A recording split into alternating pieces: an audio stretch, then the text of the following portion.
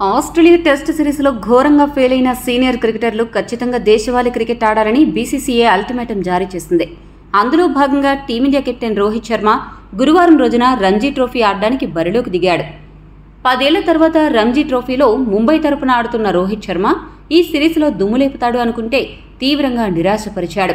Sharad Pawar cricket academy వేదికగా జమ్మూ కాశ్మీర్తో జరిగిన మ్యాచ్లో హిట్మ్యాన్ కేవలం 3 పరుగులు మాత్రమే చేసి అవుట్ అయ్యాడు.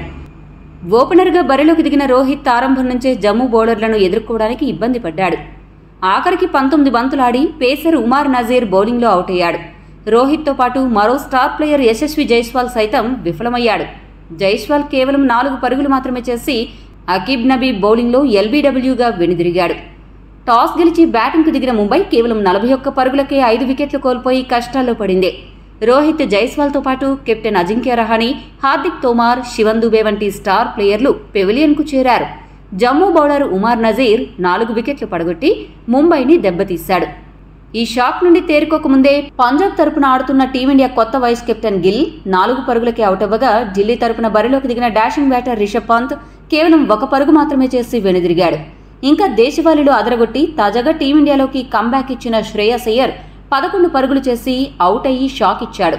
రంజీ మ్యాచ్లో టీమిండియా ఆటగాళ్ల పర్ఫార్మెన్స్ చూసి అభిమానులు నిరాశలో మునిగిపోయారు. ఇక రాహుల్, కోహ్లీ ఏం చేస్తారో చూడాలి. మొత్తంగా ఛాంపియన్స్ ట్రోఫీ ముందు వీళ్ల ప్రదర్శన చూస్తుంటే మనం కనీసం గ్రూప్ లెవెల్ అయినా దాటుతామా అనే అనుమానంగా ఉంది. ఇక ఇటీవలే ఆస్ట్రేలియాతో జరిగిన బోర్డర్ గవాస్కర్ ట్రోఫీలో మొత్తం 5 ఇన్నింగ్స్ల్లో కేవలం 31 పరుగులు మాత్రమే రోహిత్ చేశాడు. అంతకుముందు న్యూజిలాండ్ సిరీస్లోనూ హిట్మ్యాన్ అదే తీరును కనబరిచాడు.